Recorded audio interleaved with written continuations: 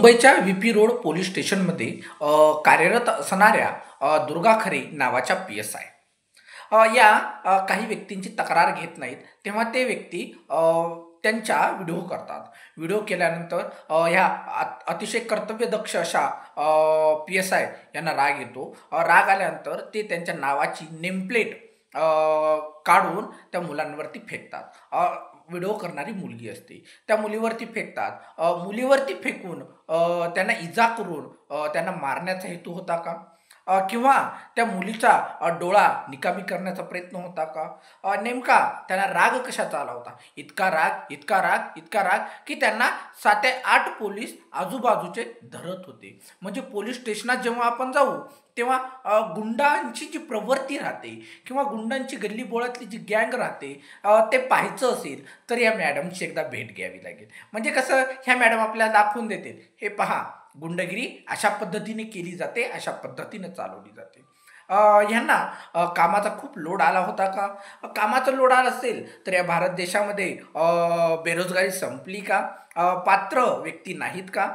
जी व्यक्ती आपलं काम करत नाही, त्या मुलांना धमकावते आणि परत जी आपली वर्दी आहे त्या वर्दीचा माज दाखवून त्या वर्दीला कलंकित करण्याचा किंवा त्या वर्दीचा अपमान करण्याचा प्रयत्न ती संबंधित व्यक्ती करते.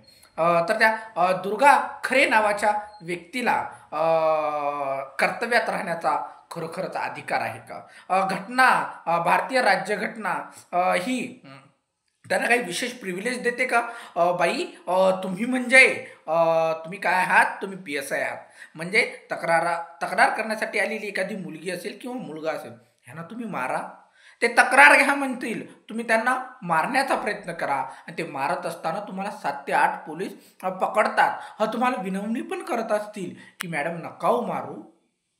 आपण पी.सी.आर नाही हो घेतला यांचा, तरी पण ती महिला कुणास ठाऊक किती पेट्या आणि किती खोके या मॅडमच्या घरी आणि दारी पोहोचले असतील. तेव्हा त्यांना हा प्रकरण दाबण्यासाठी इतका जीवाचा आकांत तांडव करून आपल्या पदाचा दुरुपयोग करावासा वाटला. मित्रांनो, अशा पी.एस.आय, पी.आय कुणालाही घाबरायची गरज नसते. जर ही व्यक्ती तुमचा एफ.आय.आर नोंदवून घेत नसेल तर सोडून द्या. अशा खूप व्यक्ती या राज्यघटनेनं पाहिलेल्या आहेत आणि अशा व्यक्ती ह्या पदामुळे ह्यांना मान सन्मान असतो, यांना नावाला मान सन्मान नसतो आणि या व्यक्ती जर तुम्हाला त्रास देत असेल, सोडून द्या. कोर्ट तुमच्यासाठी तयार आहे, तिथं जावा, तिथून एफ.आय.आर नोंदवून घ्या. जास्त जर त्रास दिला तर अशा व्यक्तीविरुद्ध प्रायव्हेट कंप्लेंट नोंदवा. घाबरू नका. भारतीय राज्यघटना तुमच्यासाठी आहे आणि तुमचा प्रत्येक अधिकार अबाधित ठेवण्याचा प्रयत्न या भारतीय राज्यघटनेने करून ठेवण्याची तरतूद ठेवलेली आहे. थँक्यू.